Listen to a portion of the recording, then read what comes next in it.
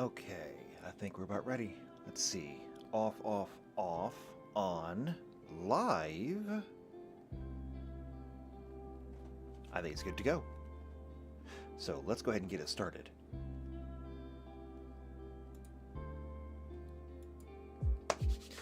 Hello, Shadowcat back.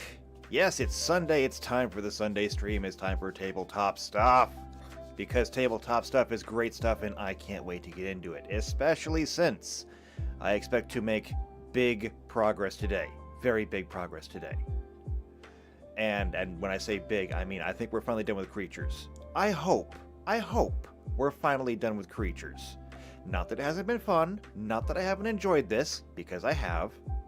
But I'm ready to be done with it. I'm ready to move on to other things. I mean, it's kind of the same thing that as when we went back to all the ability rules and stuff like that. Was it fun? Undeniably. Was it a lot? Yeah, it was a lot. So, we're going to work through this. We're going to finish this up today. We only have artifact creatures left to do, and I'm going to be honest with you. I thought about it a little bit, because I didn't want to do a lot of pre-work on this one, but I thought about it a little bit, and artifact creatures might end up being very similar to some of the others where there is just no real differentiation there, and artifact creatures might just get kind of a blanket status. I'm not sure. We'll have to wait until we see. But before we can do that, of course, I got to bring everything up. I also need to say hello to everybody. I see that JP is in the chat. Hello, JP. It's good to see you. I see that Blizzard Star's in the chat. Hello, Blizz. It's good to see you too. JPL says, so what's with all the paperwork on the desk? Spreadsheets? And, well, yeah, no, not really. The spreadsheets are on the laptop. All the stuff on the table, that's all rule sheets. And character sheets and stuff like that. Not to mention maps. I mean, most of it's done on the computer anyway, so it's just hard copies of the things that I need. But, okay, let's bring in the stuff that we do need, like the spreadsheets. So we're going to need that. And of course, we're going to need to have our browser to work from. Okay, here we go. So when we left off here last time, we had just finished up the plants and fungi, which don't get any bonuses because they are plants. There's nothing more to do with them. They're plants. And that's going to bring us into the other biologicals, germs and oozes. Now, I know what an ooze is. I have been doing tabletop gaming for a long time ago. I'm very familiar with oozes. And if you're ever a player of tabletop games, you should know what an ooze is too, and you should hate them with a burning passion. Oozes deserve to be hated. And it's okay to hate them because oozes don't have feelings either. But seriously, they suck. Because, like, what are you going to do against an ooze? You going to stab it? It's an ooze. I know, are you going to cut it? No, because it's an ooze. It's like that one comic I saw where someone's like, skeleton, and they shot the skeleton with an arrow, and the skeleton just kind of walks up to them with an arrow sticking out of its empty rib cage and smacks him in the face. JP says that treants are offended? I mean, they shouldn't be. Because I got tree people up somewhere. Where did I have tree people? They were in here somewhere. I think they had a different name. But now I don't remember. Either way, we got tree people. They're different. Oh, no, wait. Here we go. Tree folk. That's right. They're right here. See? Tree folk. They have more wisdom. See, they're not bad. They get more wisdom because they're really old. It's just the regular plants. The regular plants don't get any bonuses because they're just plants. And I gotta tell you, if my Boston fern gets offended by that, I don't care. Let my Boston fern be offended by that. I mean, what has my fern done for me lately? Okay, so the first thing up is going to be germ, though, and I have no idea what this is going to be. So let's take a look together. What is a germ? It is an exclusively black creature type with a base power and toughness of 0, which also only appears on tokens. They were introduced in Mirrodin Besieged and represent Phyrexian microorganisms that carry pheresis. Interesting. So this is all they are. They're just... So, like, do they do anything? Here's the problem. According to the rules, you can't have a creature with 0 toughness. A creature with 0 toughness is automatically destroyed. It's a very important rule because there are some things that can only be destroyed by reducing their toughness to 0. I think that is literally the only way to destroy an indestructible creature. Because you can't destroy it with damage of any kind. Whether that's creature damage, spell damage, whatever it happens to be. So, if you can stack enough debuffs on it to reduce its toughness to 0, it is destroyed. It just falls apart, I guess. So, I'm not exactly sure what the deal is with these, but let's take a look at one of these cards. This is the Grip of Pheresis. Gain control over target equipment, then create a 0/0 black germ creature token and attach that equipment to it. Okay, but then what if this equipment, whatever this equipment happens to be, doesn't give it any toughness? I don't know. Actually, you know what? Then again, for our purposes, this doesn't really matter. Because that just means that whatever this creature is, it will just have 10 strength and 10 constitution. It won't get any strength bonuses, it won't get any constitution bonuses, it will just be. I mean, that doesn't seem too unreasonable, actually. It kind of does solve itself just by moving it into our system.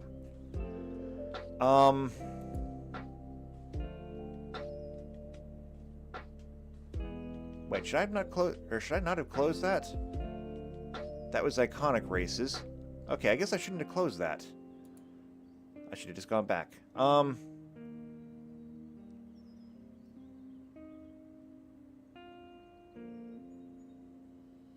List of creature types. It's not the same page that I was on before. Okay, hold on. I need to get back to that.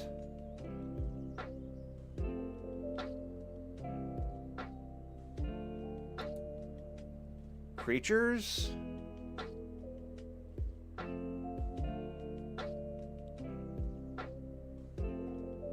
Modify, or how did I get back to that one?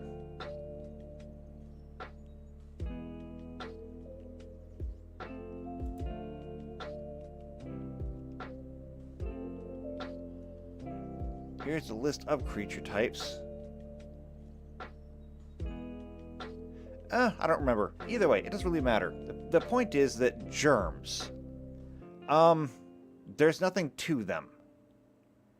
And I've already got the other list on the spreadsheet, so I don't really need the other list.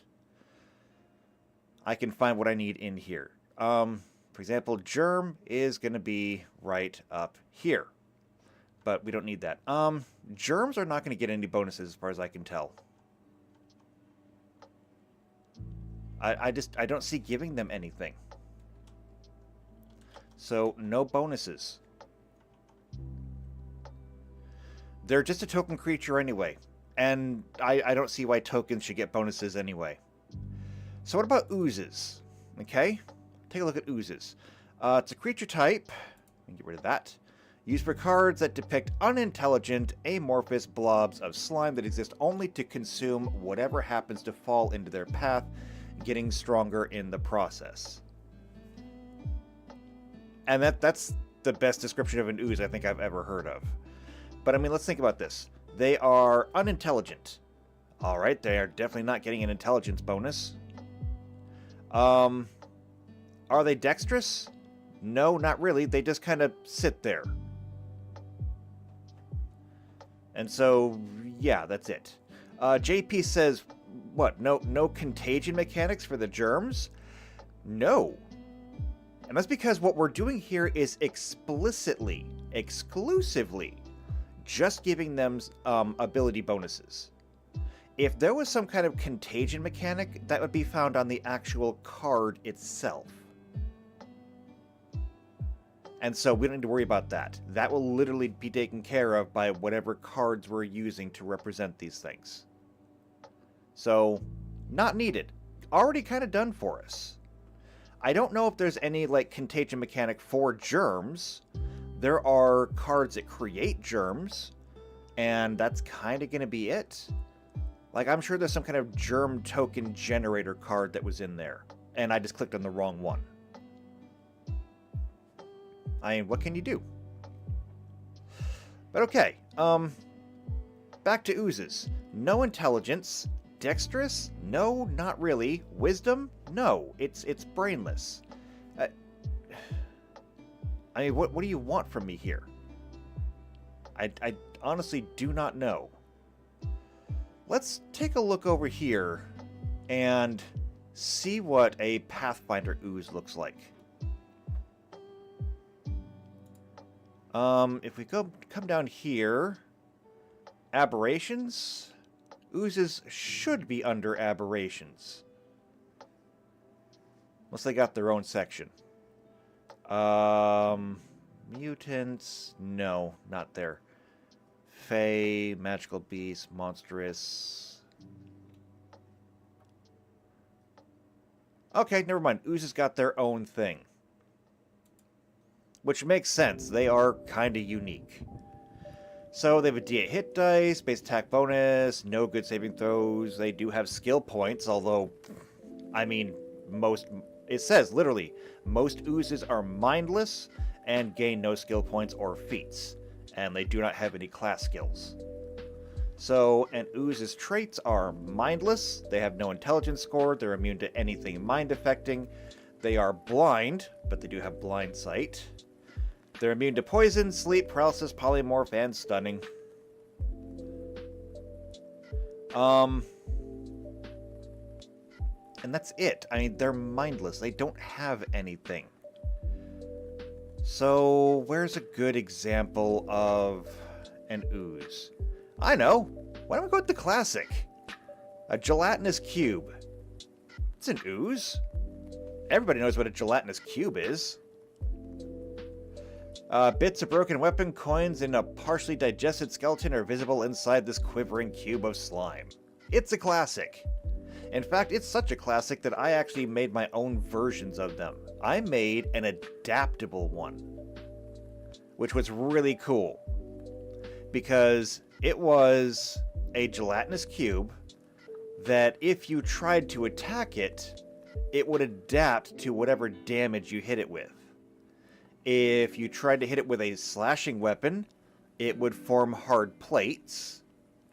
And if you tried to stab it, it would turn into a spindly spider web. And if you tried to bash it, it would just turn into a regular cube. Which is more or less just immune to bludgeoning. It was really cool.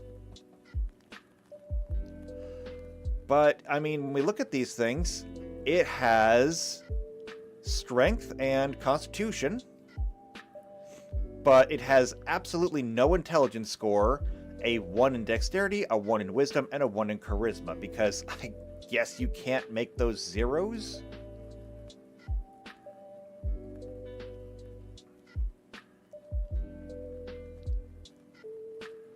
So, I don't know. It's just...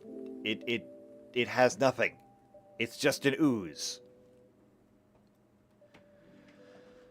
So I'm going to model it after the gelatinous cube. I'm just going to say set Dex, Int, Wiz, and Charisma to 1. Yes, I know that technically makes him smarter than the others, but it's by 1 point. Who cares? Alright, so that'll take care of the oozes. Now, to get into the artifact creatures, because those are nothing. The artifact creatures are what's going to be really, really interesting to us. Because I don't know what I'm going to do with them. There are a lot of things to consider when we get into these. We already did the assembly worker before, and the assembly workers are kinda nothing.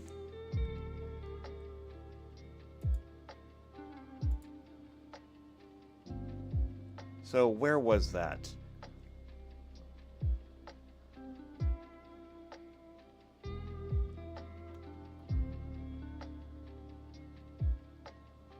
There it is. Assembly worker. So yeah, it's based in the original rules text of Mishra's Factory, which initially listed 2 subtypes, assembly and worker. And the grand creature type update, both subtypes were joined by a hyphen. It's on a whole 12 cards. We already looked at this one before, and there's not much to really say about them. Are they smart? Not really. Are they dexterous? Not really. That's why we didn't really give them any bonuses. We just gave them 1 dexterity and 1 intelligence. And these are just the tokens. The actual 12 cards, I'm not sure what they are. There's this one. This is the Cogwork Assembler. It's a 2/3 artifact creature. It's an assembly worker.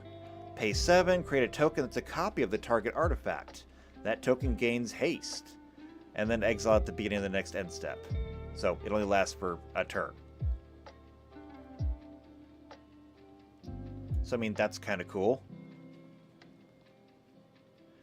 I don't see them really getting a bonus to anything. I gave them this because I figure I kind of took pity on them. But I just don't see them as needing one. I'm going to change this. They're not going to get a bonus.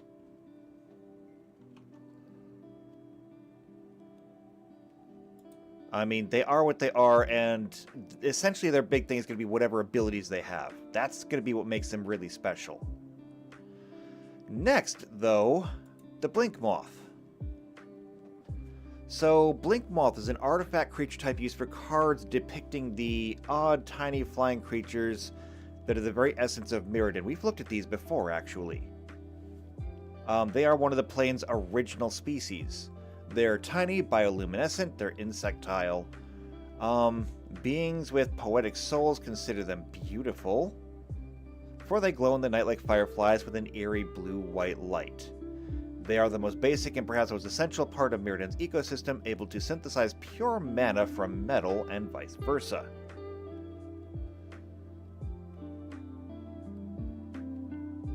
So, what cards is it on? Because usually we see a thing over here that would show it.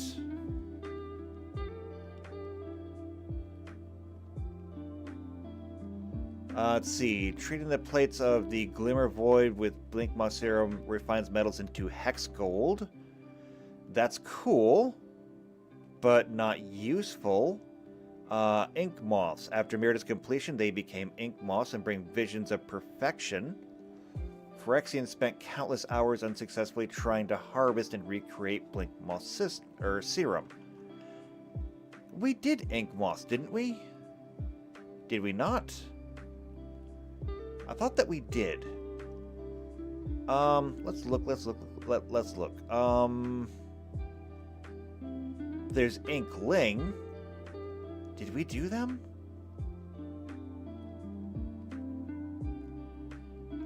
Maybe not. Okay, here's what I want to do. I'm going to come over here. There's that Foul Strike card. That was fun. Blink Moth. I'm gonna do a search here and see what we turn up.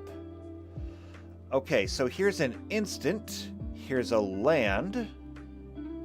Cool land, though. I mean, there's the image for it.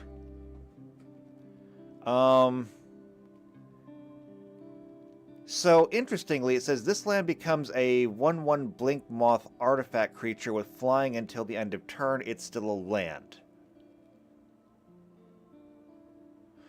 It also has the ability to tap and give a Blink Moth creature a +1/+1 till end of turn. However, there's only 4 cards here. This is an artifact, the Blink Moth Urn. And this is the Blink Moth Well, which is also a land. There are no creatures here. Not in the traditional sense.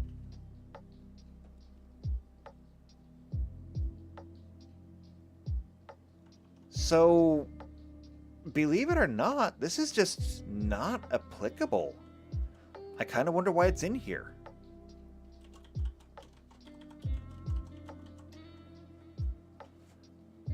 Alright, there we go. Okay. So next up, Chimera. We already did the Chimera. It's right down here.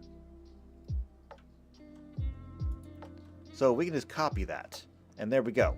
Next up is Construct. And there are a ton of constructs. Like if I come back here and look at constructs...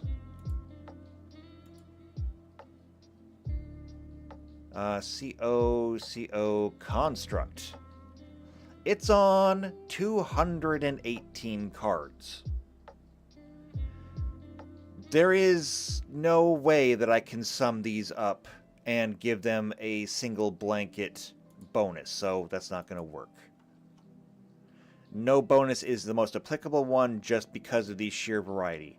Although, that may not be fair. Because we've seen this before. Instead of getting the no bonus, what we'll do is we'll come up to the humans and we'll give them the same variety bonus that they have. So instead of being no bonus, it'll instead be pick your bonus.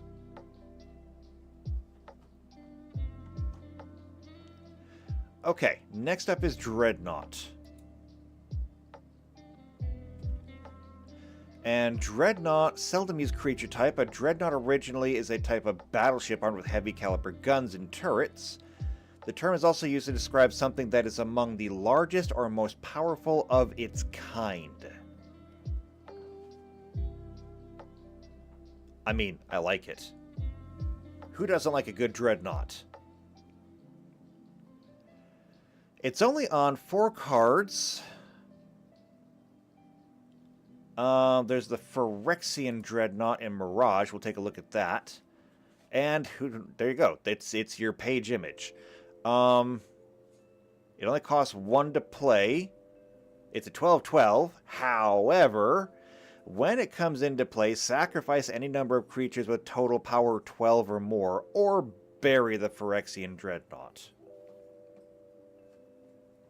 So you might only get it for 1 turn. However, if you can get this out on like turn 1, I mean, think about that. Well, okay, no, it would need to have haste. Because otherwise the next turn it would just be gone. Okay, it takes a little bit more strategy than that.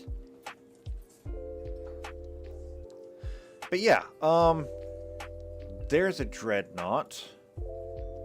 Does it list any of the others? Okay, it also returned for the Warhammer 40k with the Hellbrute and Redemptor Dreadnought, and the Brothers War added the Depth Charge Colossus. This one is actually canon, okay? It's not part of the universe's thing. It's an artifact creature and it's prototyped. So that's fine. It's a 9, it's a 9/9 that costs 9 to play. It's great.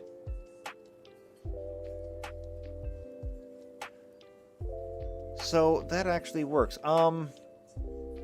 They're all very big creatures, And I do think that perhaps they should be given stats that reflect that. So if we come back up here,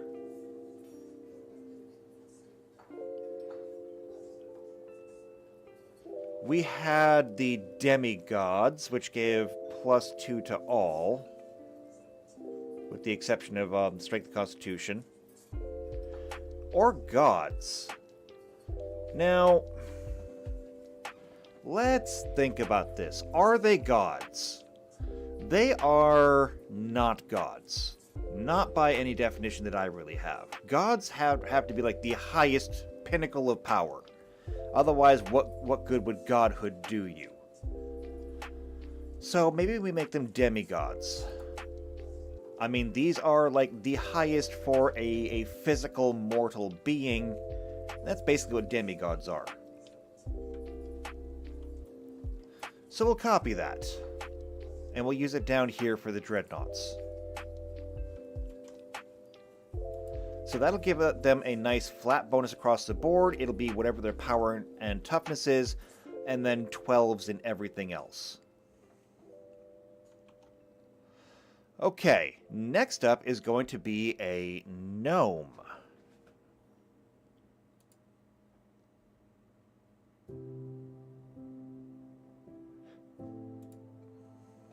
That's going to be a little bit interesting, I think, because I don't know if these are all going to be artifacts. So, a gnome is a creature type used for cards that depict a species of diminutive beings that inhabit the interior of the earth. They are inventive and adept at mining and tunneling. However, they're not dwarves. Dwarves are medium-sized. There's a big difference there. The first card depicting a lifelike creature was the Red Quorum Trench Gnomes in Legends. There's some Dungeons & Dragons examples, of course, but we're not using those. And then artifact creatures. And most often, gnomes are represented by small artifact creatures built by dwarves or wizards. When building gnomes, dwarves in particular adhere to the highest standards of construction. The gnomes themselves aren't as particular, using any appropriate materials to facilitate repair work and modifications. So there's 33 cards with these gnomes, plus 16 that make more of them.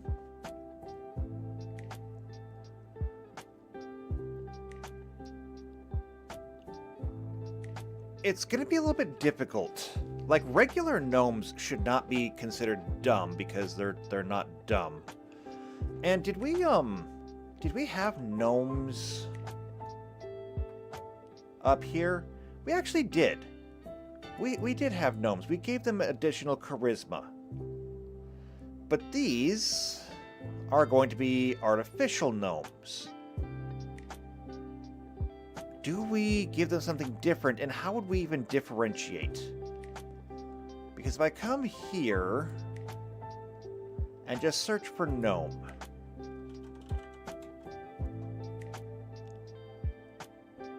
well, here's the page image. These are bottle gnomes.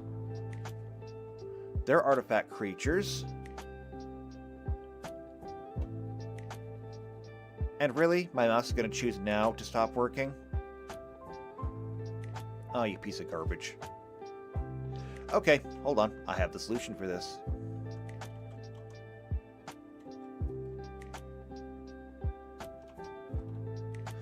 Alright, well, that will fix itself in a moment. In the meantime, though, let's see. By gnome means, that's an unglued card. That's funny, but that's an unglued card that we're not using. Let's see. Clockwork gnomes, artifact creatures. Compass gnomes, artifact creatures. But okay, here's the thing. There's nothing to differentiate them. There is nothing to differentiate artifact gnome versus regular gnome. Because it's just a singular creature type. Yes, it can be appended to a creature or an artifact creature. But that doesn't change the fact that it is still a singular subtype. And PC Unicorn is in. Hello, PC Unicorn. Good to see you.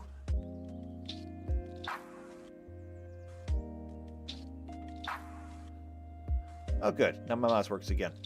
Okay, so here's what... Oh, how am I going to do this? I really don't have any choices here. PCO Crunch says the Bottle Gnome's flavor text is funny. Okay, let me go look. I'll go look. Bottle Gnomes. The Bottle Gnome's flavor text is... reinforcements? Or refreshments? The world may never... Well, the world will know as soon as somebody actually drinks one. It'll either be refreshing or it'll probably kill you, to be honest. What edition is this even from? Actually, a lot of them. It's absolutely a canon card. Okay, so I'm not going to change any of this. I'm not. I can't. I'm just going to have to give them the same bonus because gnomes are gnomes, whether they're artificial or not.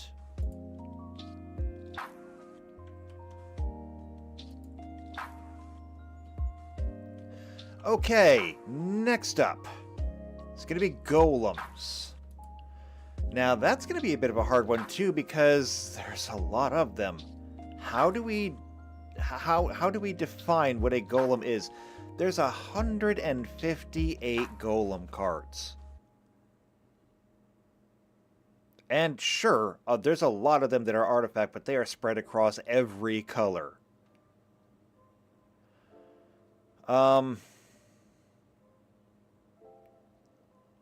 The only thing that I can consider with the golems is to give them the same thing we gave to constructs, because it's the same problem. There's too many of them, they're too varied. So I can't give them a bonus. You can pick your own bonus when you get it. And that's just the only way I can see to do it. So next, jumping down to J, Juggernauts. Now that is definitely a Juggernaut. It's a creature type used for large, mercilessly destructive, and unstoppable forces or objects. All Juggernauts are artifact creatures. And there's 20 of them.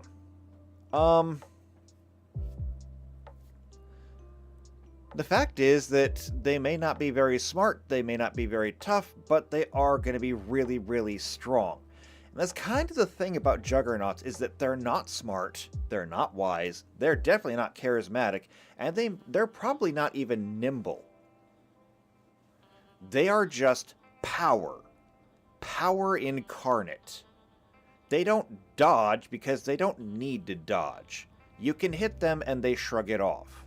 And you can keep hitting them because honestly they don't care. They absorb the hits and then they hit back.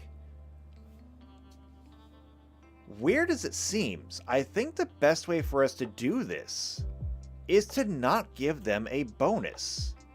Meaning that when we look at this Phyrexian Juggernaut, I mean, first off, it has Infect, so I hate Infect cards. It's the worst thing they ever put in the game. Number one, it says it attacks every turn if able, so it's always going to be attacking. And just looking at this thing, it's going to be a 15-15. If we gave it no bonuses to anything, it's going to be 15 strength, 10 dex, 15 constitution, 10 intelligence, which means it's not really going to get any skills to use, 10 wisdom, no will bonus, or will save bonus, and 10 charisma. It's fine, nobody cares. The fact is that it's going to have a combined power and toughness of 10, which will make it large. And whatever attacks it's doing, it's going to be doing 1d5s because of its strength, plus the infect.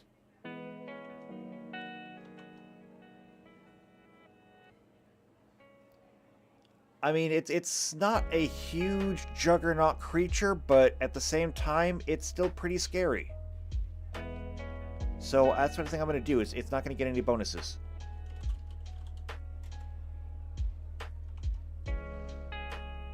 Okay. Next up, Masticore. What is it? There it is.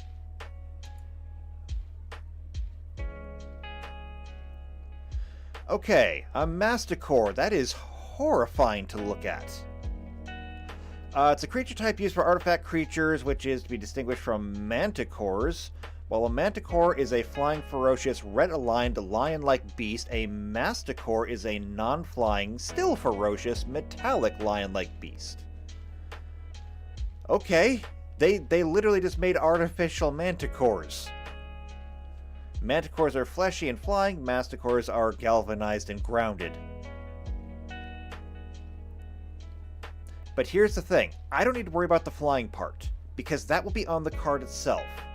A Manticore card will say it has flying, and the fly speed and all of that is already taken care of by the rules for flying.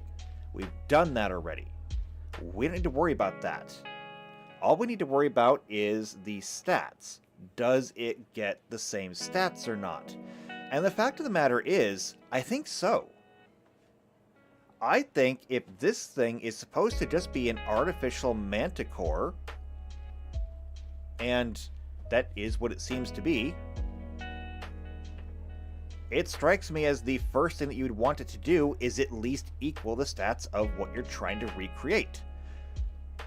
So, with that being said,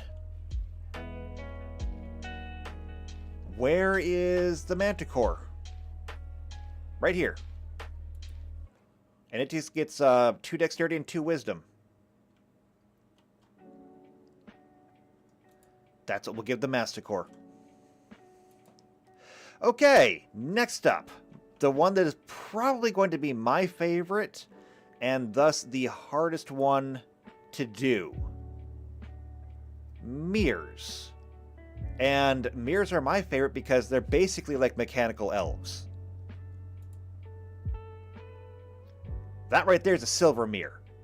I know because I have 4 of that one, I think. Maybe I have 6 of that one, actually. But you only have 4 in a deck. But that's a silver mirror right there. Okay. So, mirrors, a creature type describing the metal automatons created by Memnarch that are found all over Mirrodin. There are 42 of them. So, mirror were created as mindless servitors and acted out a single role without question. However, there is said to be intelligence and emotion behind their sullen mechanical eyes. Memnarch can see through the eyes of the mirror using the dark steel eye. I'm sorry, the what? I don't have one of those, and now I want one. It's an artifact used by Memnarch to monitor the entirety of the events taking place in the plane of Mirrodin. I want to see the card, though. Oh wait, depicted in Eyes of the Watcher? Oh, okay, there we go. Eyes of the Watcher. It's an enchantment. Whenever you play an instant or sorcery spell, you may pay 1. If you do, you get to scry 2. Cool! I want one of those. Okay, anyway, enough wish listing for me. Mirrors. The problem with mirrors is that they are very diverse. Mirrors tend to not be very strong, but that's not something we have to worry about because that'll be set by the card itself. They do tend to be rather nimble, though. We could give them a dexterity bonus. Now, when it says that there is said to be intelligence and emotion behind their sullen mechanical eyes, that doesn't necessarily mean that they are super intelligent. Remember, 10 is average human intelligence. I mean, you can speak, you can problem solve, you can work. That's basic 10 intelligence, and that's what they already have by default. So we don't need to give them a bonus to their intelligence to reflect that. The same thing is also true of their wisdom, same thing is true of their charisma.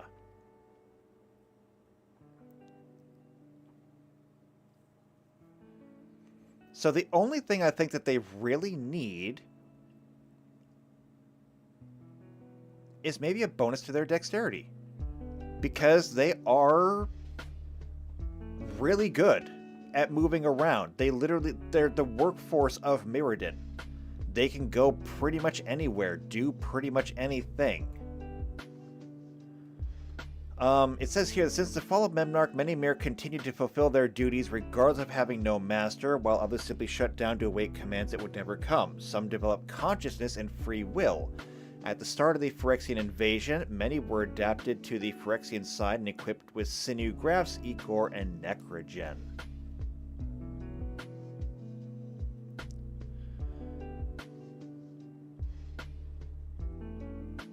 So yeah, I think that what we're going to do is we'll just give them a dexterity bonus, but that's going to be it. And I'm not even sure if they necessarily deserve it, but like I said, I'm a little biased here. I love the Mir. And so, I gotta give them something. It makes me feel better. Okay, next. Pentavite.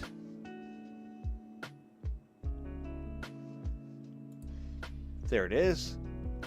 What is a Pentavite? It is a rarely used creature subtype which only appears on tokens. Okay. Well, tokens seem to have a theme so far that they're just not getting any bonuses. Let's see if that holds true. An Avite is an artifact creature created by the Avis construct. Other Avites are Triskavites and Tetravites. Oh, Triskalavite. Yeah, Triskalavites? Something like that. And are those on here? Actually, they are. There's the Tetravite and there's the Triskalavite. So, are these the same thing? Are these also just tokens? Yes, these are just tokens. And this one, for example, just comes from the Triskalavus, which of course is itself just a construct. Remember, we already discussed the constructs above. Because there are so many, you get to give it a +2 wherever you want, but this is it. It's just a flying 1/1. When it enters the battlefield, it has 3 counters on it. You can remove a 1/1 counter and turn it into a token. And so that's all it's going to be. Same thing with the Pentavite and the Tetravite. So, no bonuses there. And I'm just going to go all the way down here and do this now. No bonuses and no bonuses. We don't need to worry about those.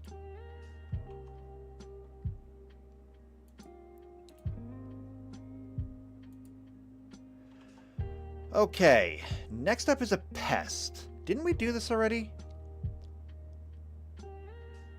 I feel like we did this already.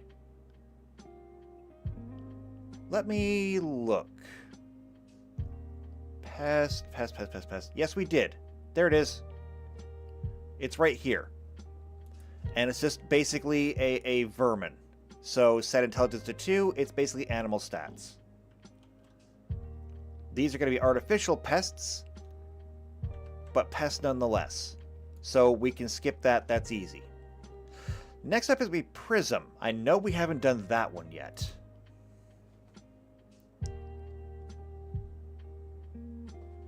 And so a Prism is a unique artifact creature subtype which only appears on tokens. Of course it does. So many of these are literally just tokens. A Prism is an artifact creature that can be sacrificed for 1 mana of any color. Its appearance is that of a muscular humanoid with an avian head created by the light shined off an artifact. There's only one card that even makes them.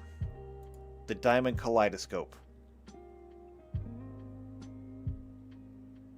And it just says if you pay 3 and tap it, you get to put a Prism token into play. Treat the token as a 0/1 artifact creature. If you sacrifice a token, add 1 mana of it. Of any color to your mana pool. So, I mean, okay.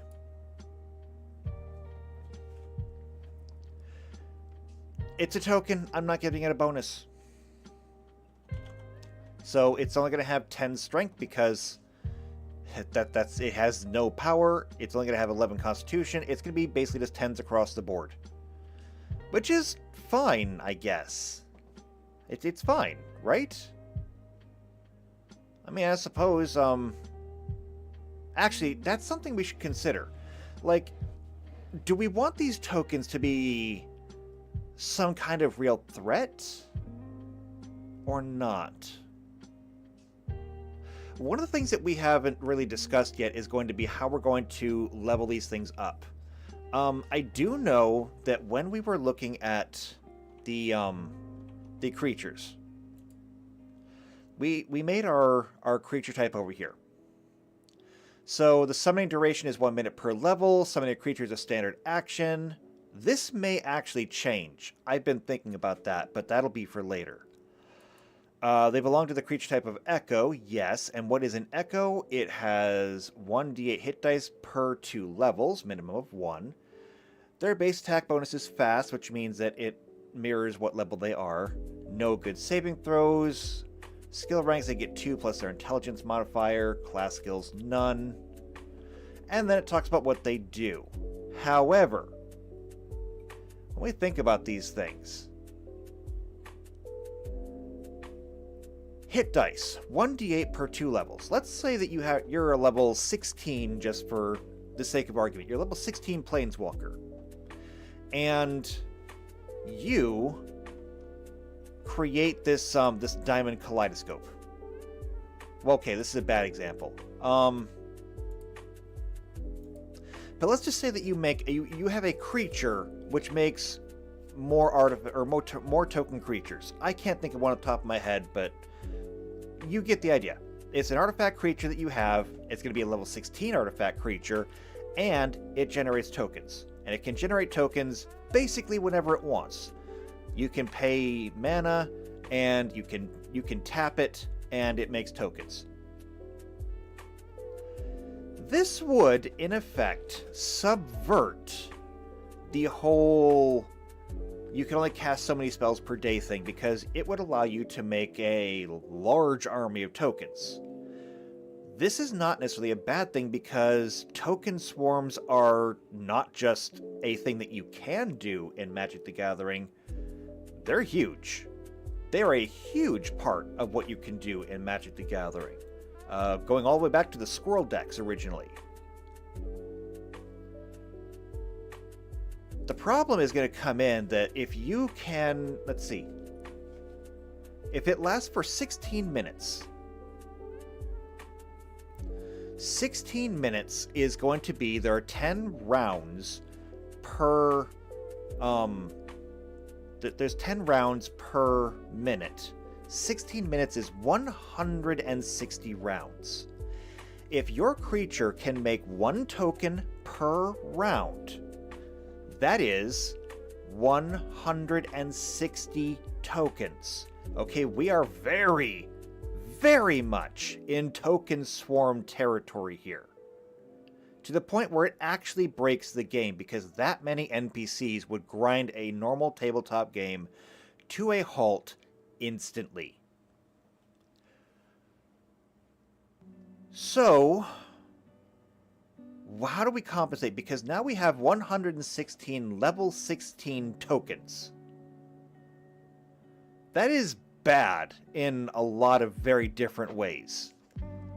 So, how do we compensate for this? These are just tokens. And so, as the fact they are tokens, they are pretty much here to be fodder. You are either using tokens as blockers, you're using them to sacrifice, you're using them for mana purposes. They're not here to be, like, they're not going to be your ace in the hole.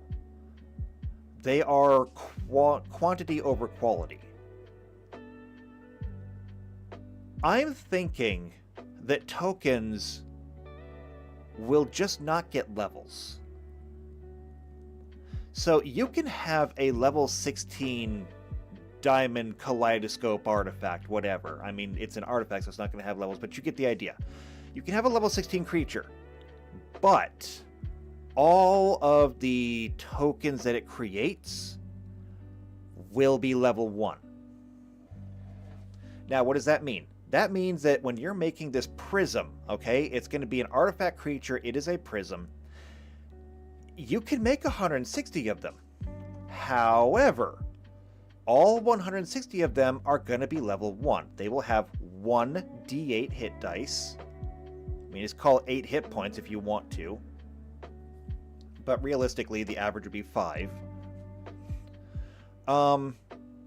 So yeah, actually we'll do that. We'll just go with the average. We'll call them 5. 5 hit points. Their base attack bonus will be 1, unless they have like an enormous strength bonus of some kind that's going to add to their attack. Their damage roll, their damage roll is 1d power. Oh, and Blizzard Star is leaving. So, thank you for coming by, Blizz. Hope we will see you around. So, like these prism creatures, power and toughness is 0. That means that they would have a +1 attack, but they would do 1d0 damage. It's nothing. And the same thing is actually going to go for most of your tokens. Most of your tokens will be doing 1d1 damage. They just do 1 damage. Even if you can summon a whole swarm of them, there's not much there. So I do think that keeping it to where they they're just level 1, I think that's the way to go. That'll solve a lot of our problems, and it's going to discourage token swarms, but still make it possible if that's really what you want to do. Although I may try and talk you out of it pretty hard. So yeah, with the prism, it's not getting a bonus. It's not. Okay, so what about something that might? How about a robot? That is not gonna fly. Okay. So this is only on 7 cards, 3 for the Universes Beyond. Which is definitely that one.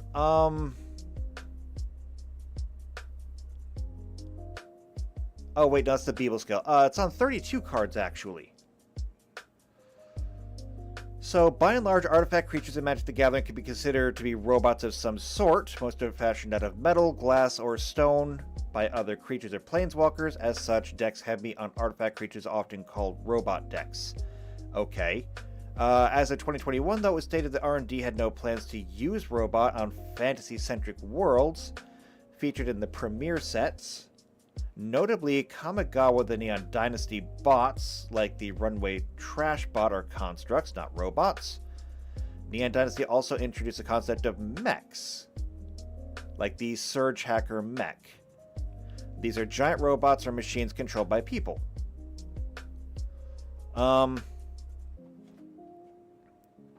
Let's see. Mark Rosewater defines a robot specifically as an artificial being made of non-biological materials, often metal, with programming. They're more technologically created than magically. Okay, that's fine. Unfinity has robots, but I don't care. Universes Beyond has robots, but I don't care.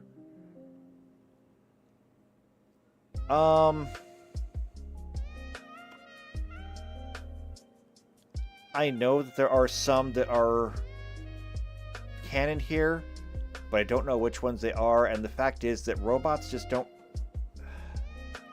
It's hard for me to give them a bonus. I think I'm going to give them the same thing that we gave the golems. I know we usually do that because there's just so many of them. In this case, I just don't know what to make of them. I would have to go through each individual one to determine it, and I just can't. So this will allow us to go through each individual one. Next is going to be a sculpture. This should actually be an easy one. Sculptures don't do things.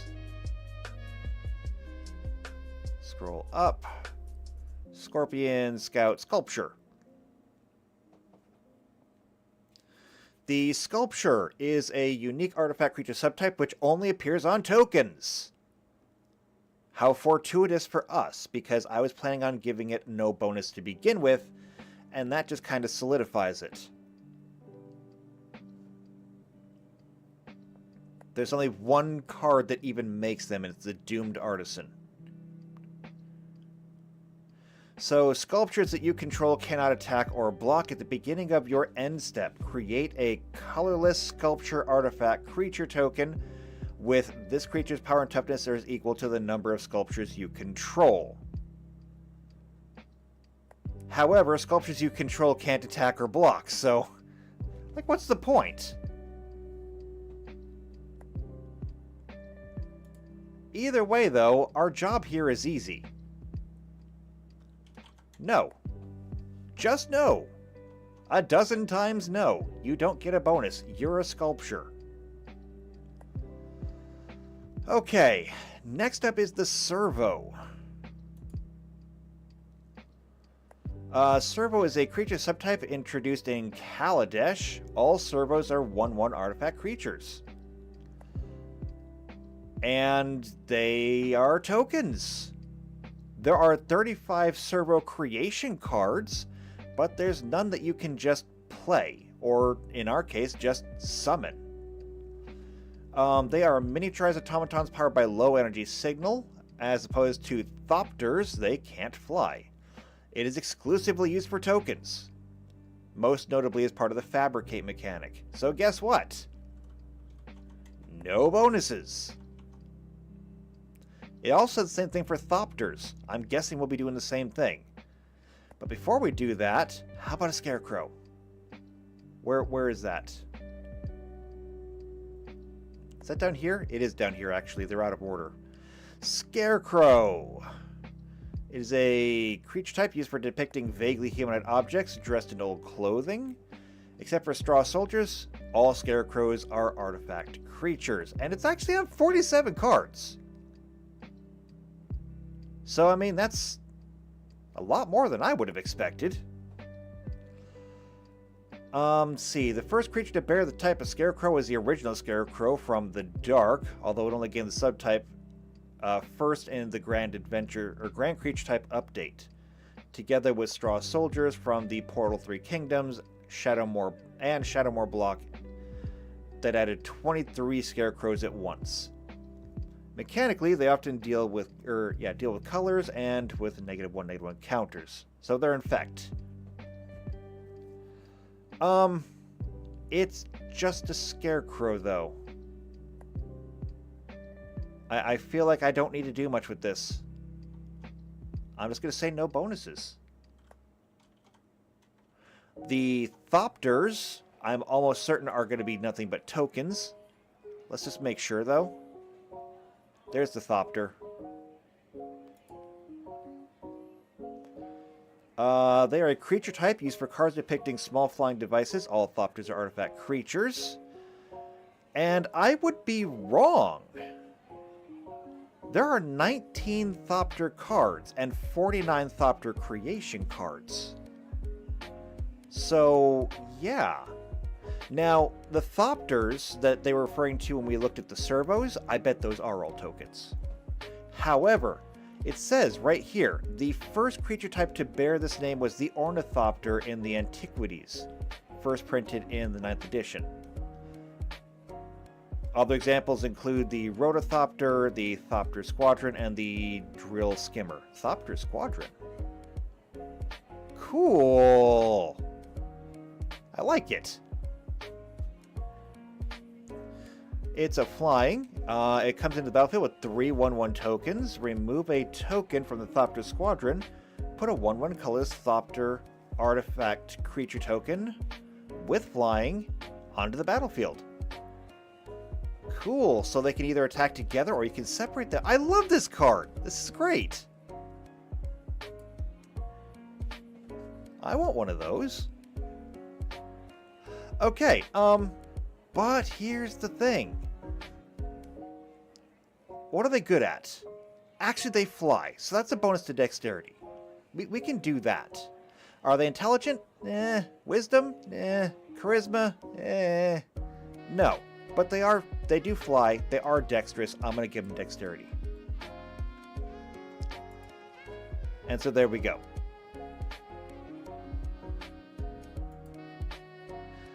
PC Unicorn says, I have a Thopter Squadron and the original Ornithopter too. Really? Oh wow, no, that is literally it. That the page image is the Ornithopter. Prints. If we go all the way, if you view all prints, I wonder which one's the oldest one. Oh hey, I know that guy. I have an Ornithopter too. Mine's from Mirrodin, I think. Yeah, because there's the Mirrodin sword. So I have an Ornithopter as well, just not probably one of these. Because I'm guessing you? Yeah, that says Antiquities right there. I know that I don't think the original cards had edition label things on them, so yeah. And I mean, looking at the card, it's kind of expensive for a card. But yeah, there we go. Ornithopter. Okay. So, the last one we have is Toy. Is it something I need? It's from Duskworn House of Horror. It is notably not an artifact type. Really?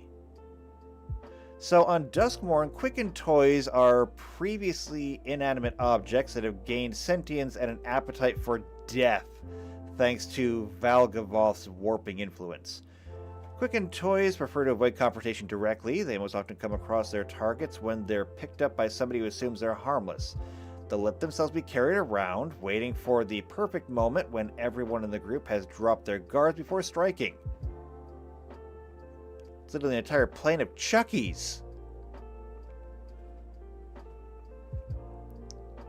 Okay, the only way to defeat a quickened toy is to destroy it entirely because they lack any sort of physiological structure. The normal methods of incapacitation aren't enough to stop one. If any parts are still intact, even just a single limb, those parts will continue to move and hunt. So there's 12 cards with this on it. Are they intelligent? They seem to be, but are they super intelligent to deserve a bonus? I don't think so. Maybe. They're cunning. Because they do know how to use patience, but I mean, normal people can use patience, so no, they're not super intelligent. Are they wise? No, they're psychotic. Are they charismatic? Same answer. Do they deserve a bonus to their dexterity?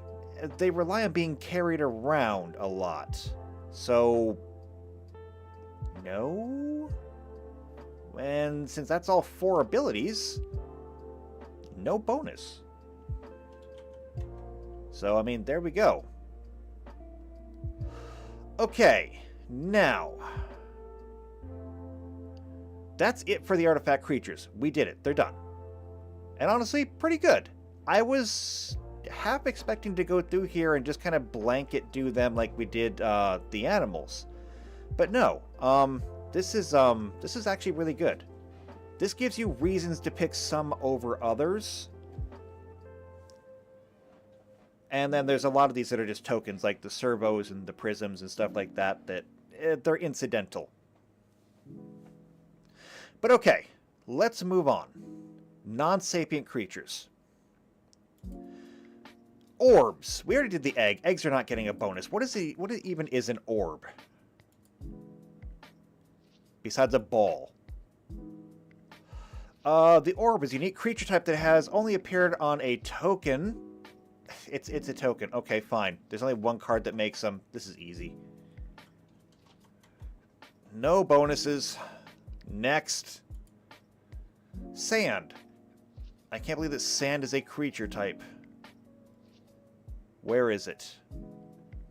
It's going to be down, I guess. Yep, there it is. Sand. It is a rarely used token-specific creature type. It's on 5 sand creation card. It's a token.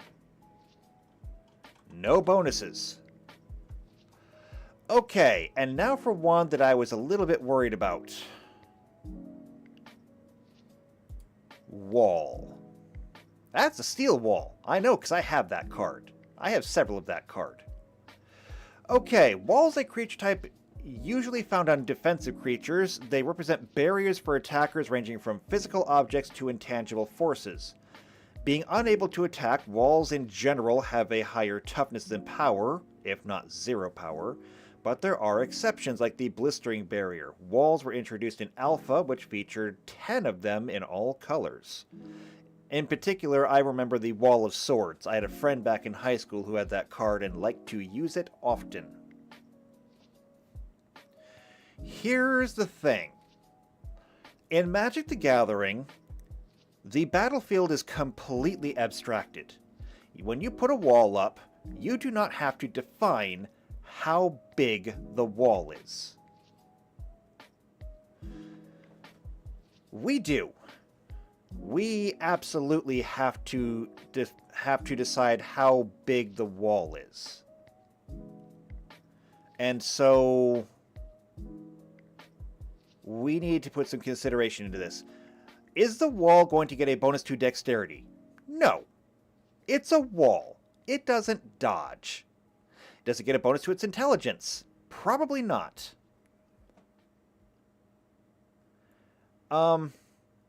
Does it get wisdom? No. Does it get charisma? No. Sorry about that. I was distracted because PC Unicorn says you're just going through them and barely doing anything. Like you're giving a token effort. Boo! Boo on you!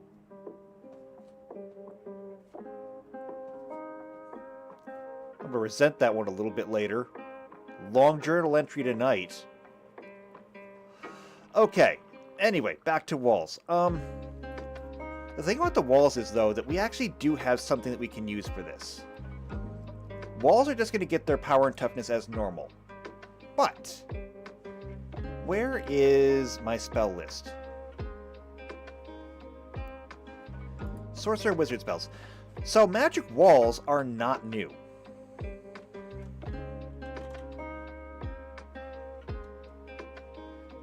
Expeditious construction, slick walls, no. Determined depth, spider climb, wall of mist. Good enough. Wall of mist. So the effect is a wall of thin fog, 10 feet long per level, or dense fog, 5 feet long per level. Either form is 20 feet high.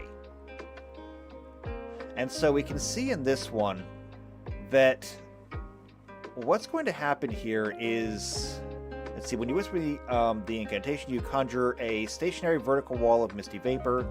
The wall is straight, 1 foot thick, and has a length of up to 10 feet per caster level. It obscures vision, granting concealment against creatures on the other side. A creature that shares a square with the wall counts as being on neither side of the wall, and neither benefits nor suffers from the concealment. Alternately, you can create the wall with increased density, but doing so reduces the maximum length to 5 feet per caster level. In addition to granting concealment, the denser wall also hinders movement, and a creature moving into or attempting to pass through must succeed a strength check or be entangled.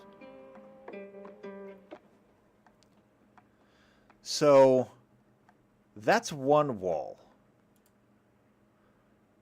Wall of Force. This is like the classic one. You want a force field in Pathfinder? Here it is. The Wall of Force, it's a wall whose area is up to 1 10-foot square per level. So the Wall of Force is an invisible line of pure force. The wall cannot move and is not easily destroyed. It is immune to dispel magic, although a mage's disjunction can still dispel it. It can be damaged by spells as normal, except for Disintegrate, which automatically destroys it entirely. It can be damaged by weapons and supernatural abilities, but a Wall of Force has a hardness of 30 and a number of hit points equal to 20 per caster level. By the way, this is a level 5 spell, which means that you'll be about level 6? 7? Somewhere in there when you get it. But the one thing that I would like to put out here is that it's a wall whose area is up to 1 10-foot square per level. And that's important because what we're going to have here is, and actually, I can come over here and I can use this as an example. So, I'm going to zoom in a little bit. Let's say we got these guys here. Okay? And I'll put you there, and you there, and you there, and you there. And this person over here, this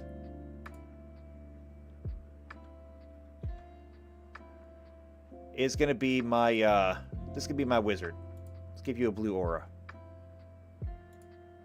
Okay, so there's my wizard. And if we scroll up just a little bit, there's the other guys. So my wizard here, and I'm going to say that they're level 7. They want to cast Wall of Force. So we come over here, we reveal it, and it says it's a wall whose area is up to 1 10-foot square per level. Okay, that's fine. What essentially that means is that we're going to be able to designate a square. And in doing so, I'll just say right here, 10-foot square, and that means that the wall will be right in the middle. Okay? And then we can do this a number of times equal to the level. So if it's a level 7 wizard, we can do this 7 more times. So we can go 2. And then we could do this again. And that's there. However, I got a buddy over here. What if I want to protect him? I can also do this. There's our 4th square. And I can bring it down like this. There's our 5th square.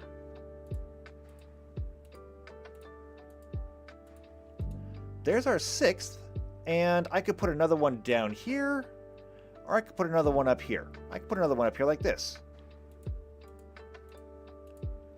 Now, because the wall itself is this center line,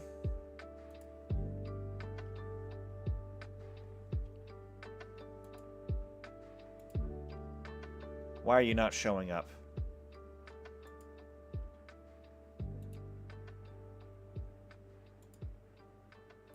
There we go. Because the wall itself is that center line, we can shape it to be whatever we want. And according to this, the Wall of Force is how tall?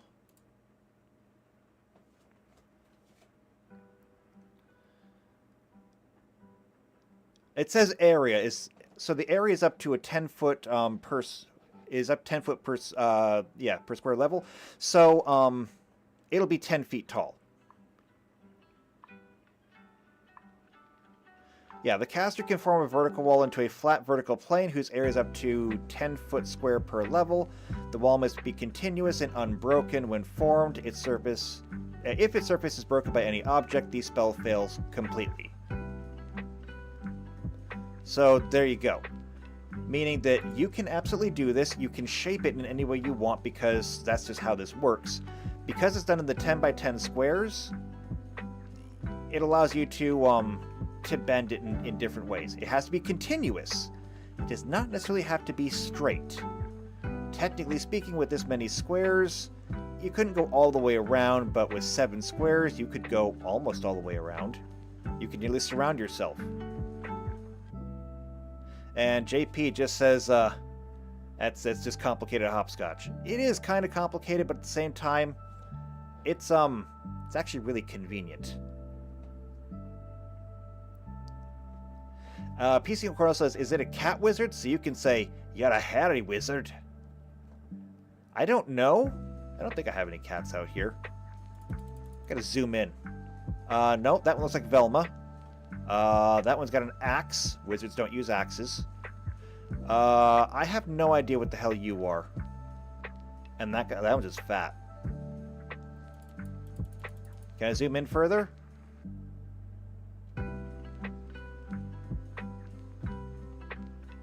I don't know. Maybe it is a cat. I'm not sure. It's hard to tell.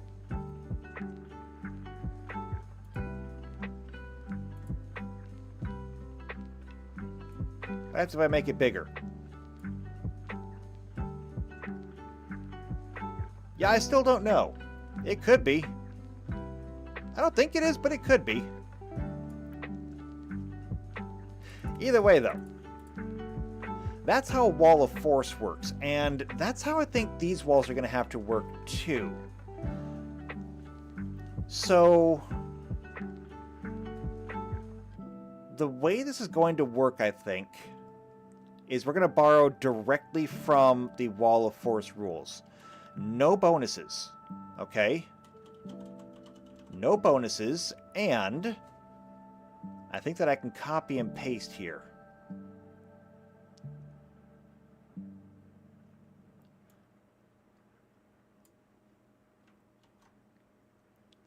We can do this.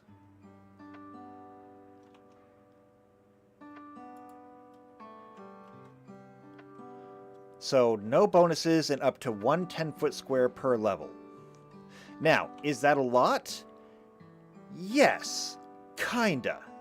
So, I don't know if there are any walls that only cost 1 to play. Actually, yes I do. There is. It's the steel wall. It only costs 1 to play.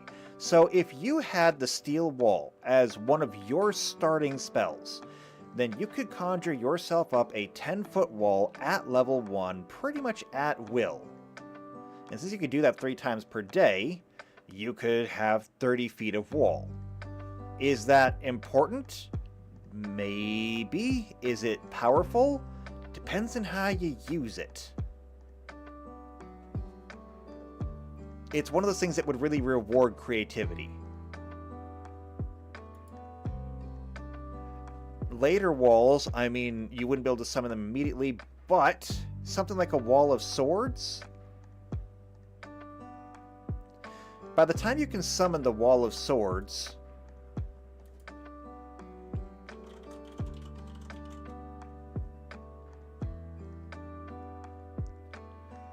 here we go, wall of swords, it costs 4 to play, so you have to be level 4 to play this in the first place. And it does, you know, it does deal 3 damage. Now, that's essentially just 1d3 damage. However, it's 1d3 damage that you would essentially have to walk into. See, in Magic the Gathering, you don't really have a choice. You can either attack or not attack. In Pathfinder, you'll have the ability to be more tactical. You could just walk around the wall.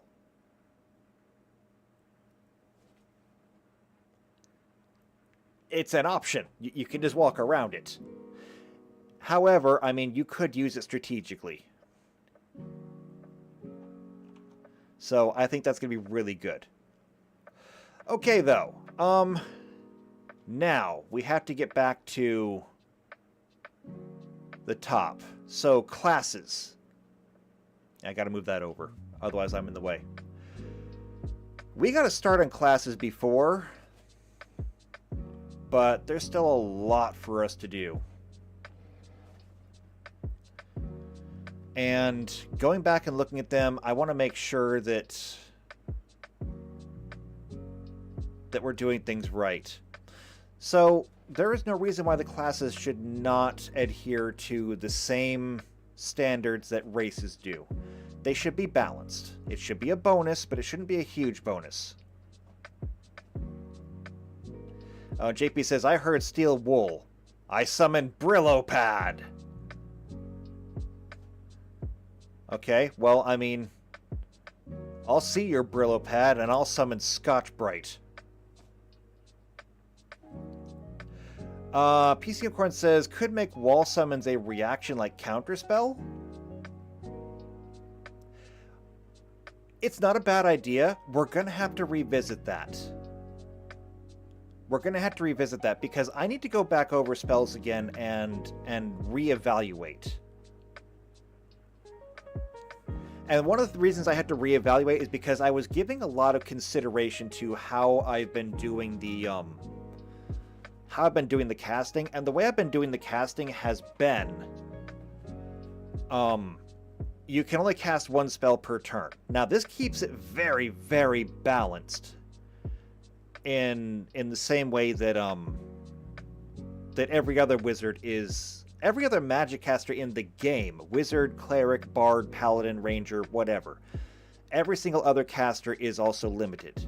The problem with that is, and this is a problem, and I should not get into this right now, but I'm going to. The problem is this. When I go back and I look into the mana system here, the way the mana system is set up is we already have our terrain, and we have an elemental distribution system. Whatever the dominant mana is, it's going to get a lot of mana. Anywhere from 2 to 12 mana. Every other mana is going to get 1d4, guaranteeing that there is going to be 1 mana of every color there, unless somebody does something to destroy it. The problem that I have come across in thinking about this is that there are not a lot of creatures. I mean, there's probably hundreds of them if you look at them overall, but there are not, in terms of like scope and scale, a lot of creatures that require more than 1 of a colored mana. I mean, I'm sure that everybody has at least 1 or 2 cards in their deck, and I guess probably more when you look at like Commander,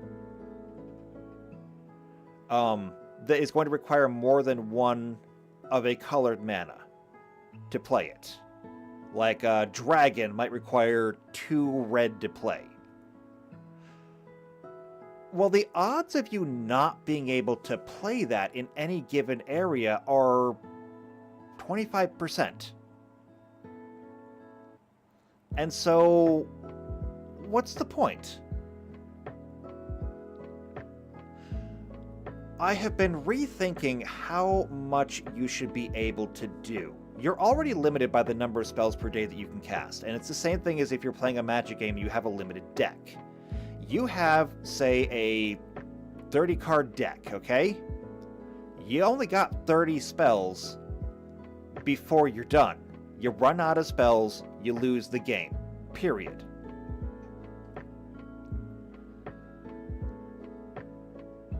But there's nothing about that that necessarily stops you from playing all the spells that you can at one time.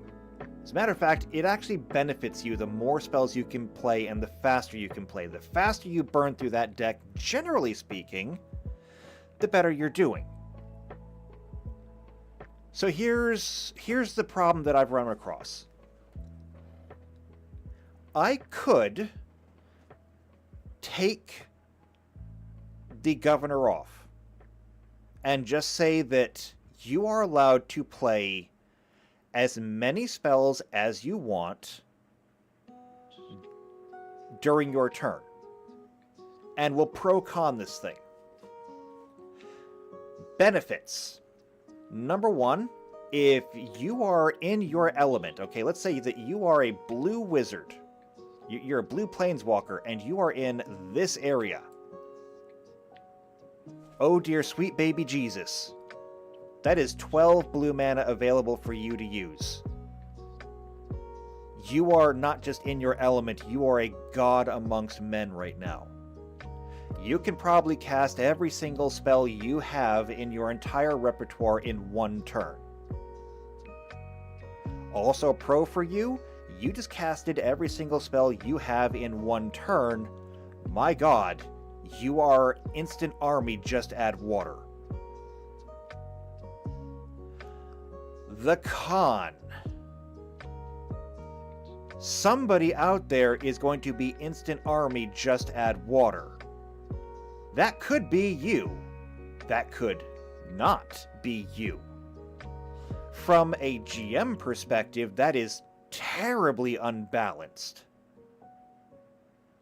That is awful. That is terrible game design. That's awful.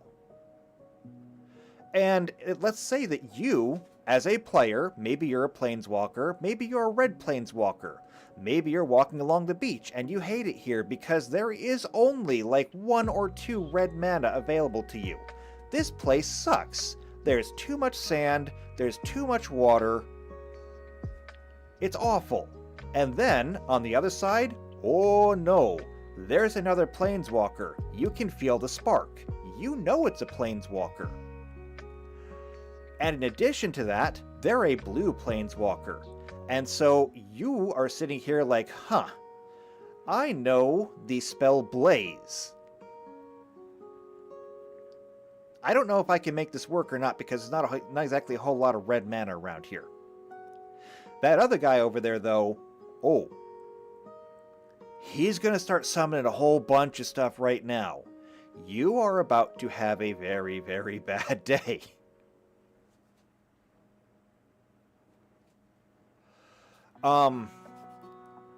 So this is one of the things that I have been very concerned about. PC Unicorn says you could turn it into an attunement-like system, where at the start of each turn you're drawing from X source. So it would be more like 1 land play per turn. I have considered that. But here's my counter-argument to that, because it's a good idea. It's a very good idea. And here's why I dismissed the idea. Why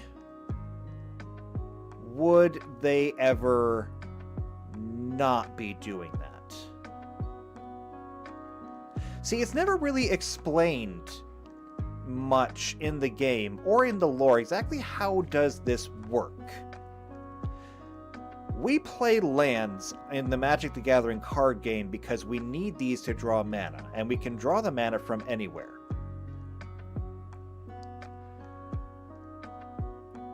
In the books, however, and in the lore, as near as I can tell, okay, mind you, the lore for Magic the Gathering is bad. It's bad, okay? I gotta say it. It's really, really bad. There is not a lot of canon material to go off from here. What I do know is that in the Magic the Gathering canon, there is the source of all energy. And all energy flows from the source, and all energy returns to the source. And it basically loops out like giant magnetic field lines. It goes out, it loops around, it comes back. And so, what happens with the planes? This is going to get into some like really weird like quantum physics, extra dimensional bullshit kind of stuff. But you're going to have all of these field lines coming out, and they flow directly through all of the different planes. This is how planeswalkers can actually step from one place to another. They are essentially riding the ley lines. All energy comes from the source, it flows through the planes, and then it comes back to the source. Meaning that if we take their model on the way that it was described, the mana is already there, and any planeswalker simply has to tap into it, and they're done. That's it. The mana is there. All you have to do is just pull it out and use it. This is not entirely dissimilar from the Weave. Now, if you're familiar with Dungeons & Dragons lore at all, then you should be familiar with Mistra. Mistra is the goddess, I believe it's currently goddess, the goddess of magic. And the way magic works in Dungeons and Dragons is that there is a net. It is an underlying net of energy that both suffuses and holds the reality of their world together. And this is where magic comes from. This is just pure arcane energy. This is the stuff that makes things like atoms stick together. How does it work?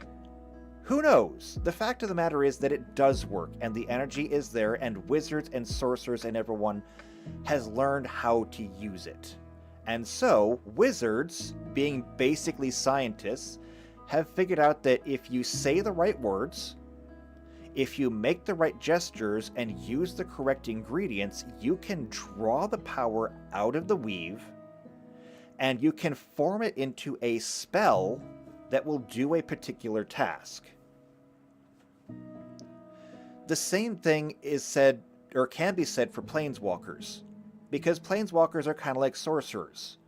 Unlike wizards, they don't need to study how to do this, they just do it because they know how.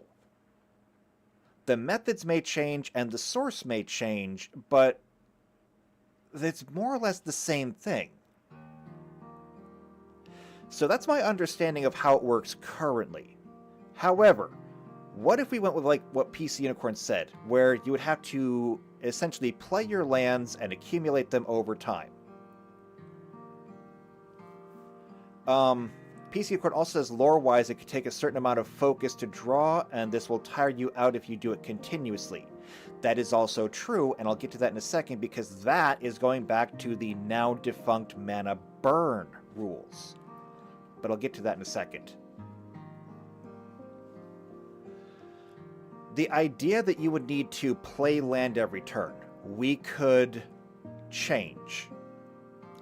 So, we already know that planeswalkers can summon things into existence. Okay, if you have a dog that you particularly like, you can summon that dog into existence. Okay, it's not the actual dog, it's just an echo of a dog. But it looks real, it acts real, if it bites you it hurts, if it barks it annoys you. I mean, as long as you don't cut it open to see what's inside, it is, for all intents and purposes, a dog. Can we do the same thing with land? Not exactly. However, what if we assumed that every single land card played was a window? After all, planeswalkers can reach into other places and pull these things in.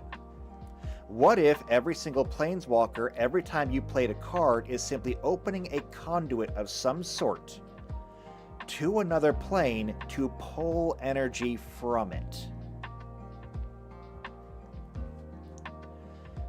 In that case, now we're not really restricted by the land itself. The land, or the mana that's in the land, doesn't necessarily matter, because you have essentially no limit on how much energy that you can bring out. Now, we can still put limits on these things. Like, the limit that I currently have is, because you're limited by the maximum mana that you can cast, that limits the spells that you can get. So, at level 4, sure, you could pick a spell that has a converted mana cost higher than 4, I guess. You can't play it, but sure. And granted, there are some things that can get around that, like the prototype. We saw the prototype, what was it? Prototype Juggernaut? Prototype Dreadnought? Something like that. It cost 9. But the prototype version of that card only costs 6. And so there's a subversion to the rules. It still kind of proves the rules. But you could do that. The problem with that, though, is that now we have to slowly open up all of these portals And how are we going to represent these? Are these going to be like actual portals? Can we go through them? Can you throw things through them? We would have to write down a whole bunch of rules for that. It's not a bad idea. I just think that it would slow things down a bit too much. There is, however, precedent for it. And that precedent would be...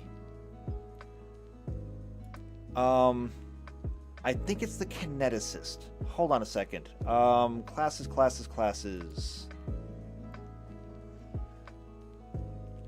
Where is the kineticist? Unchained, occult. Here we go. Okay, so if you ever wanted to play Avatar: The Last Airbender in Pathfinder, the kineticist is where you want to go.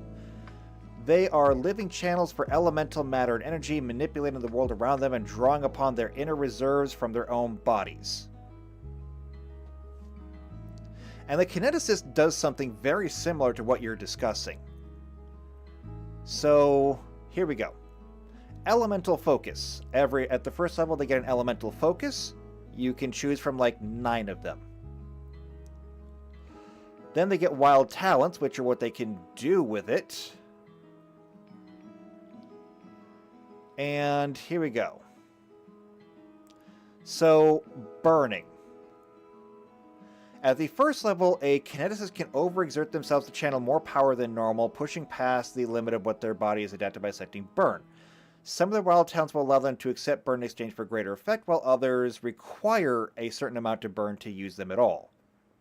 For each point of burn they accept, a kineticist takes 1 point of non-lethal damage per character level. The damage cannot be healed by any means other than getting a full night's rest, which removes all burn and associated non-lethal damage. Let's see. Non-lethal damage from burn can't be reduced or redirected, and the kineticist is incapable of taking non-lethal damage. Oh, a kineticist incapable of taking non-lethal damage cannot accept burn. They can only accept 1 point of burn per round. This limit rises to 2 points of burn per round at level 6, and by 1 additional point of burn every 3 levels thereafter.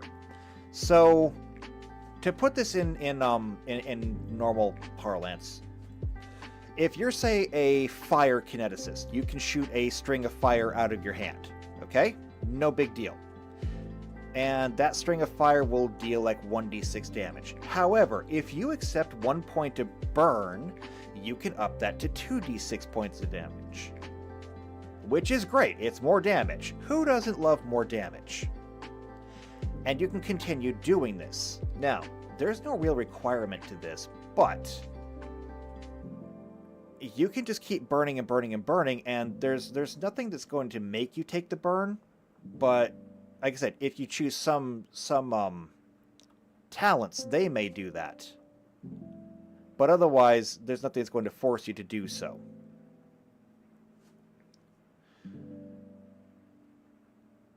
It's kind of similar to what we're talking about here. Kinda, sorta, because for a planeswalker, it's not necessarily after the fact. It's you would need to have the energy beforehand, and so we're looking at ways to build it.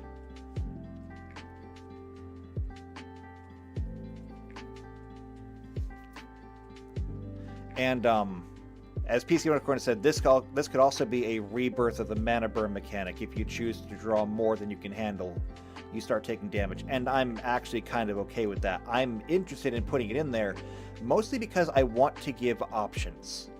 Like, if I say that you can only take so much energy safely, well, what if I don't want to do it safely? What if I want to push the envelope? And I am all for letting players push the envelope. I think that if you want to be rewarded, I think you should take the risk, and I think that if you do take the risk, you deserve to be rewarded for it. So I'm all on board with that. But what we're talking about here primarily is just how are we going to make this work, because I can make it so planeswalkers are even stronger. I can take the limits off and just say, as long as there's mana available, you can cast it. And of course, your mana will replenish directly from the land every turn. I mean, it would have to. You untap your lands every turn. You get refilled every turn.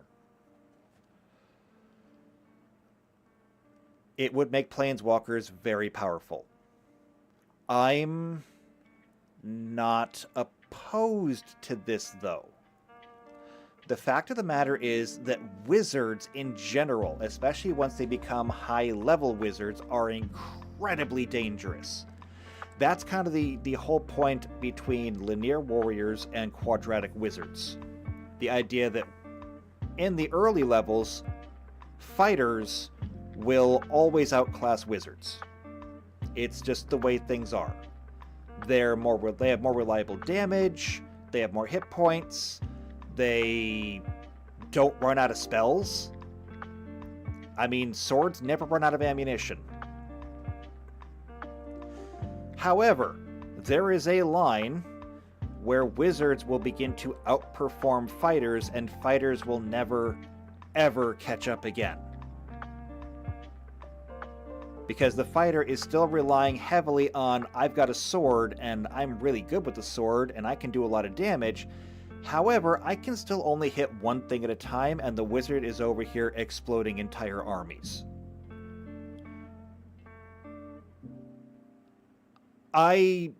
Being that I am a wizard player, I'm very much aware of this, and I do see it in other things. For example, when we did the Wheel of Time module, if you're a channeler and you make your weaves properly, and especially if you lean into your elemental affinities, you can be channeling weaves that can just literally flip the battlefield over and then turn the ground itself into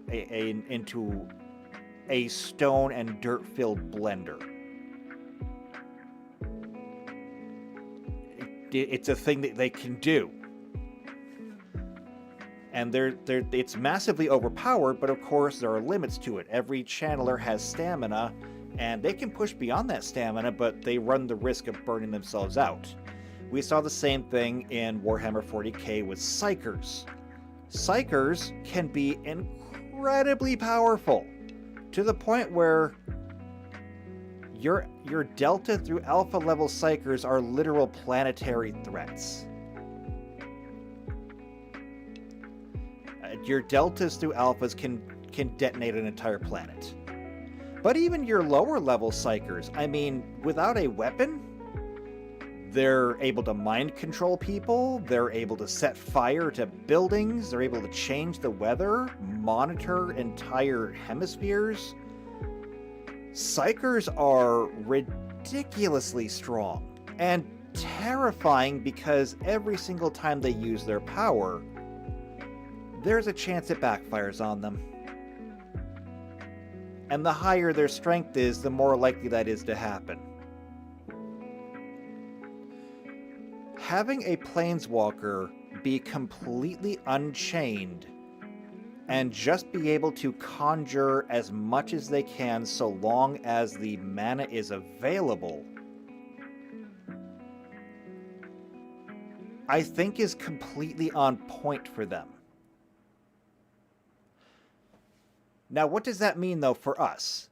What if we just took the chain off? They're completely ungoverned now, and they can do it.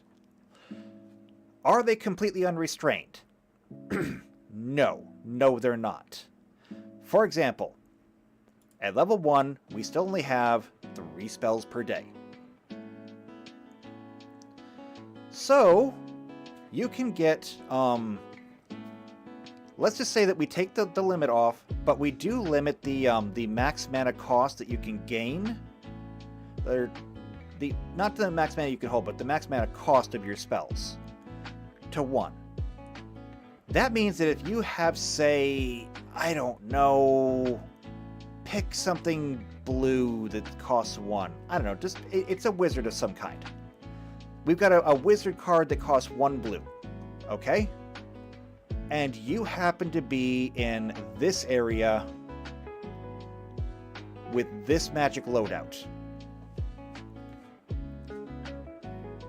you, as that planeswalker, can just say, okay, there's 12 blue mana here. I snap my fingers, and now I have 3 wizards with me. Are they great? No, they only have 1d8 hit die. And their abilities kind of suck. But you know what? There's 3 of them. So there you go. At the same time, though, if you're a black planeswalker in this area and you've got zombies that only cost 1, well, if you're in this area and you say, well, I want to summon 3 zombies, too bad. There's only 1 mana per round.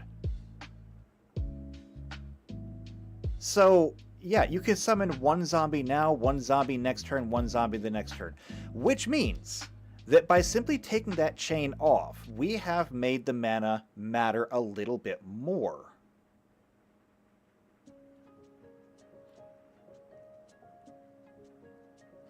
Oh yeah, I've actually got it down here again too. So yeah, this is ocean, like if you're on a boat or something. So that means that if you have 3 zombies and you want to cast them all in 1 turn, suddenly this 1 mana becomes more important, because the ability for you to cast all 3 of them in 1 turn just went down to about 50%, instead of this 1 mana, which is only a 25% chance of rolling a 1, actually mattering. I think it's a good way to go. The problem here, of course, being that, number 1, like I said, it just made the planeswalkers very unbalanced, and number 2, anything that you can do, I can arguably do better. Because if I have an NPC who happens to be a planeswalker, oh boy, that's that could be a very bad day for you as a player. So things to consider. But I'm on board with it. I am. I'm on board. I think that it could be great. And I think that giving the planeswalkers a chance to really flex what they are is not only important, I think it's necessary.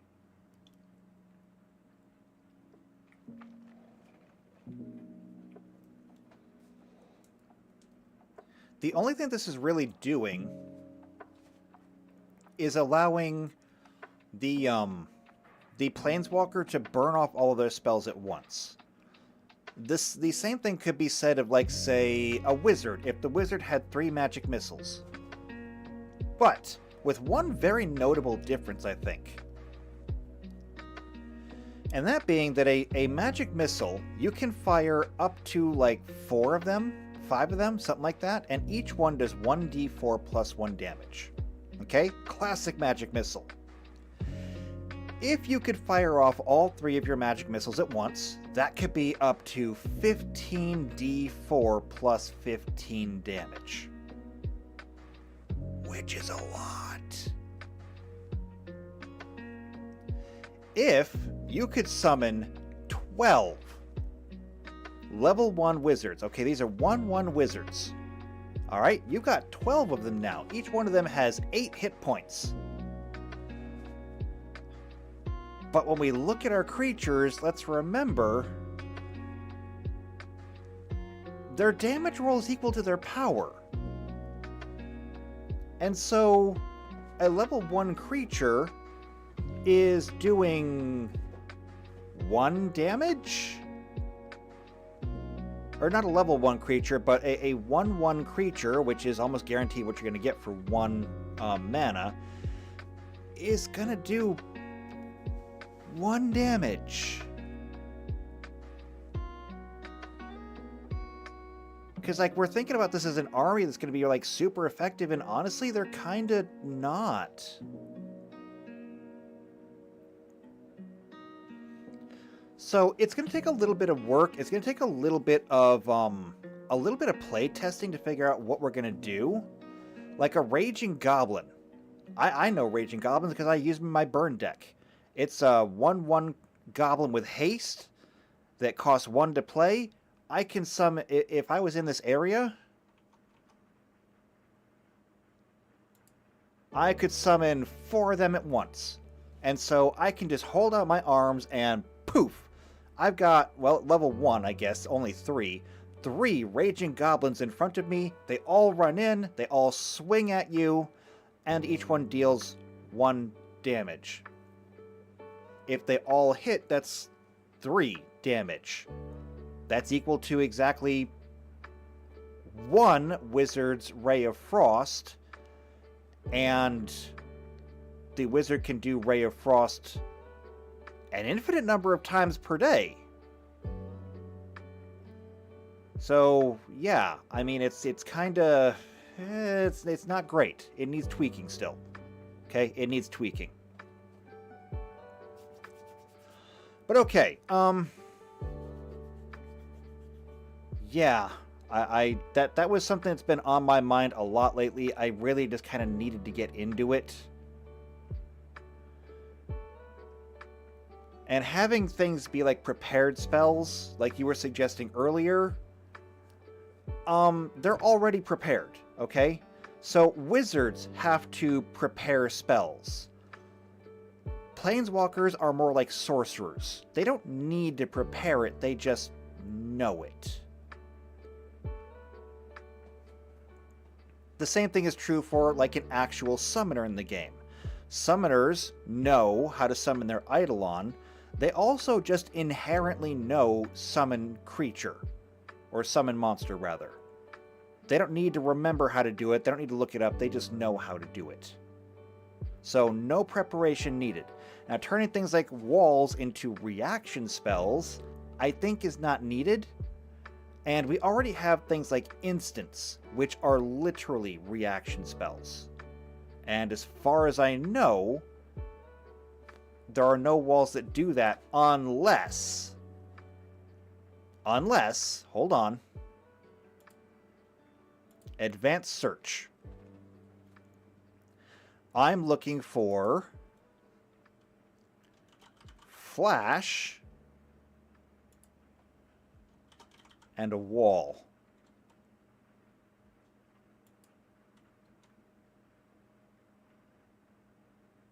Are there any walls with flash?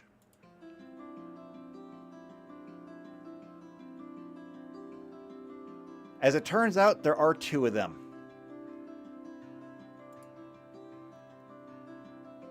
So if you're looking for a wall that you could play as a reaction ability, Nivik's Barrier is where you're at. So it's got flash, it has defender, and when it enters the battlefield, target attacking creatures get -4, -0 until end of turn. Pretty good. And keep in mind, that -4, -0, that's a -4 to strength. So it's going to take their strength bonus on whatever attack they're doing and drop that by 2. As well as their attack bonus. So pretty good, actually. If you're looking at a wall, that's a good wall. And if we go with what we were saying about sizes, since this costs 4 to play, that would restrict it to a level 4, which means that you would get 4 of those wall segments, and you can just make it work as you want. So there are options to make it your own, to do what you want to do. You have options. But okay, yeah, like I said, there's work that needs to be done, and we're going to work on it, but we're not going to work on it anymore today. We still need to get through classes. I feel better going through all of that stuff, though, because that was enlightening, and I have a few more things to think about now. We still need to get through the classes, though. I was hoping we'd finish this up, but honestly, there's a lot of classes. We probably were not going to get through this today anyway. By the time we finished up with the creatures, it was already 11:30. So, not really feeling too bad about that one. We'll get back to these, though. There's an egg here. I already did the egg. The egg doesn't get a bonus. Why is the egg even a class? No bonuses. It's an egg. Some of these we're probably not going to do, like Inquisitor.